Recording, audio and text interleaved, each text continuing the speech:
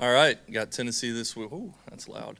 Got Tennessee this week. Coming off a game where, felt like we left a lot out there, whether it was from an execution or a detail standpoint, just felt like we missed some opportunities out there on the field. But never once did I question our kids' effort or their physicality or their will to win, and even with everything that kind of happened in the game, still had an opportunity there late to go tie it up and didn't get done. So just got to be more detailed at practice, get after it, and move forward. And because we got a good team that we're going to be playing this week, traveling to Tennessee. So with that, I will take some questions. Start here on the left side, Tennessee. Yeah, Ben, we saw Dion Bur earlier in the year have some really good production. Maybe over the last 3 or 4 weeks, just the production hasn't been there as much. Just where is he at in this offense, and how do you guys kind of maybe get him more involved? Yeah, Dion's a talented kid who's been, honestly probably had the best 2 weeks consistently of practice from a technical standpoint and a straining to finish standpoint. It showed up in the game too, whenever you look at him away from the ball, sprinting to the ball, trying to pick up a block, and always just trying to be in position if something, were to go awry. Dion's a talented kid, just finding ways to get him the ball out in space and operational space because, he has the ability just with his quick twitch and his speed to catch and go and outrun somebody, So just got to keep on working with him. And, there's times in that game where, the ball probably should have found him a time or two. And for one reason or another, it didn't whenever we were out there. But Dion's been really consistent out at practice. So I'm really proud of the way that he's been attacking practice and getting after it. Ben, we talked to John last night, took a lot of ownership for everything that happened on Saturday. Just, I'm not saying like his confidence dipping, but how you keep him positive, and is that like one of the first times where you've seen him just look like little out of sorts compared to what you normally see? Yeah, it's no secret, and John said it. He didn't play his best ball, but I don't think that's all on John. Where there are moments where you'd like for him to be on point and deliver the ball where it needs to, or make the toss whenever he needs to. Absolutely, but I also look at myself in the mirror whenever that happens. What did I not do throughout the week to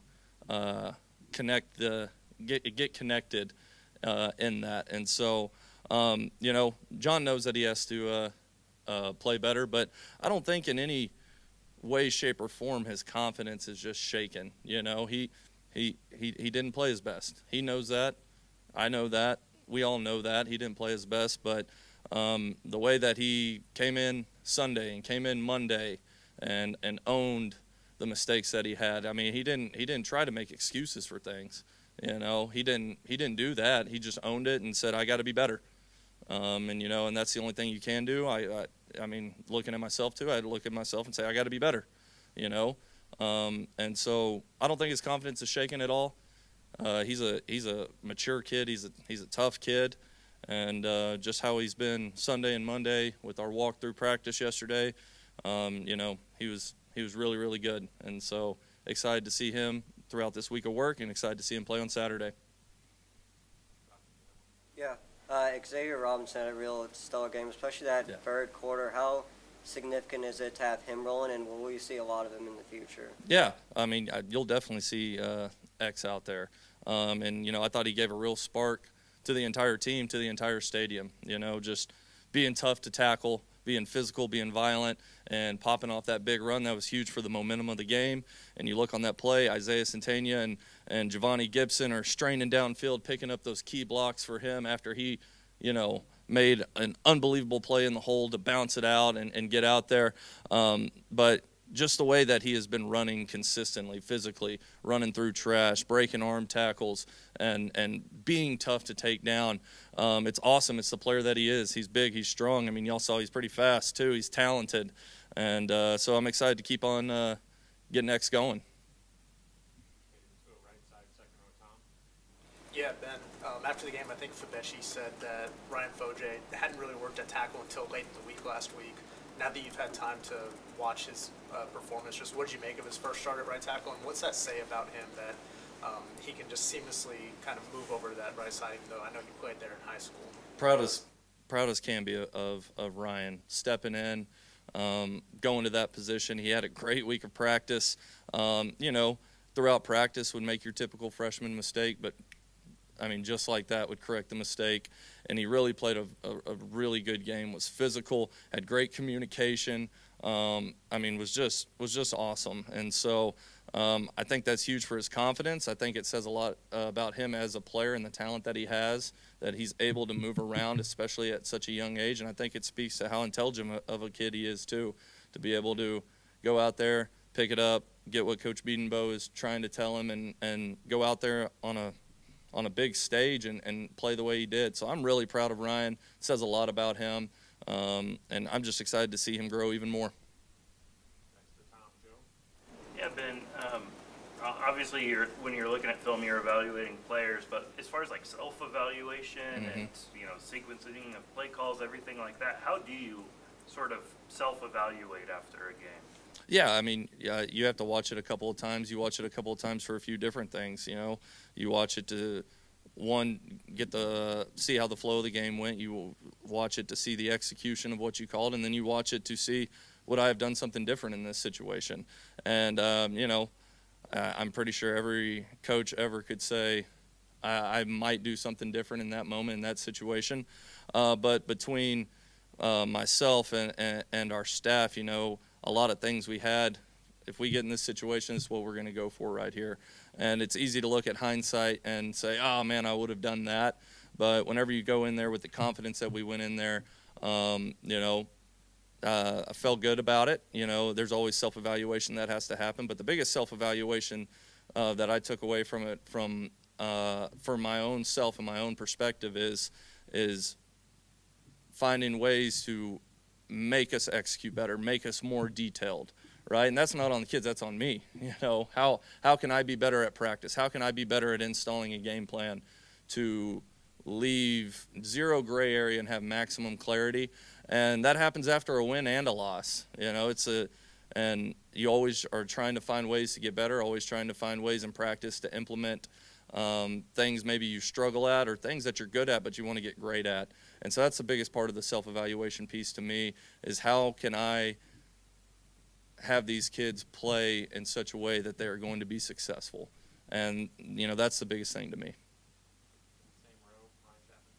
With Xavier, you mentioned that he gave the offensive spark. We saw that against Missouri last year at Alabama. I guess what does it take into Game 7, Game 8 to kind of feature him heavily when he's shown that he can do that before in the SEC? Yeah, I think the season's a whole body of work. I think the year's a whole body of work. And whenever you look at that running back room, throughout spring ball and fall camp and even the early parts of this season, there was a lot of guys doing a lot of really good things. People just see things that happen at the game. But, I think it's all a body of work. And X is a great practice player, but I think we have a lot of good kids on our team who execute at a high level. And so, it was never a question of X can do this or X can't do that.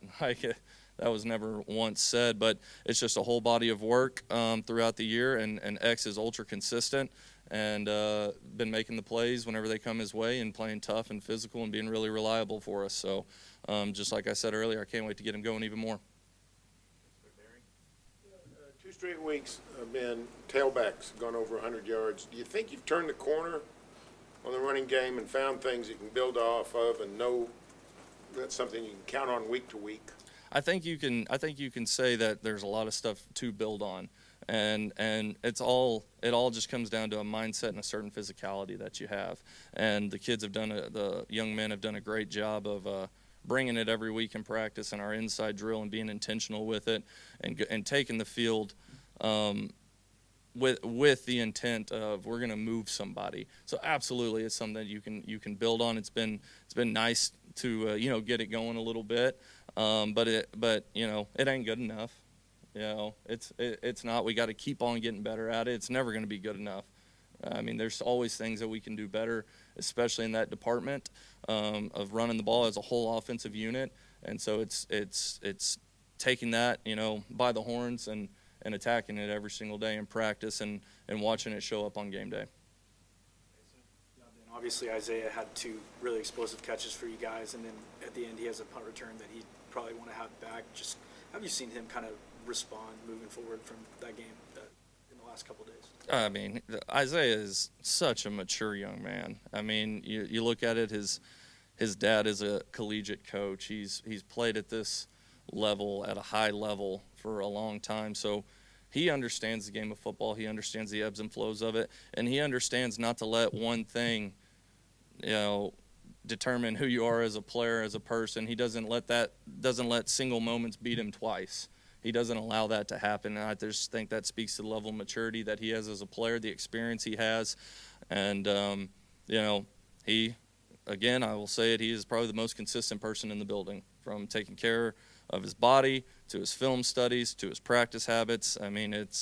He totally is a pro in that department, and yeah, I'm excited to watch him play on Saturday again.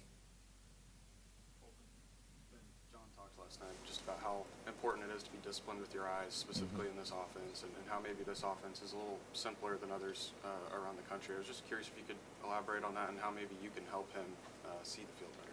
Yeah, I mean, that's the biggest thing, is being disciplined with your eyes and your footwork. Your eyes and your footwork, they win, and that's in any offense. That's, my system, anybody's system. Eyes and footwork at the quarterback position, they always win, and timing wins, but that goes back to your eyes and footwork. And the best way that I can help him is at practice, and it's just demanding it out of him, and demanding perfection. You're never going to get it, but just demanding it. Hey, this drop, be perfect with it. Hey, it's covered over there. Get your eyes off of it quicker. It's fine. Go on to the next one. If it's not there, don't hang on to it trying to make something happen. And that's how I can be better for him, specifically out at the practice field. But the other way I can be better for him is, again, I'm always instilling confidence in him, always instilling belief in him. And he has no shortage of confidence. He knows that myself and Coach Venables believe in him to the nth degree. But just reminding him of that, but demanding excellence at practice.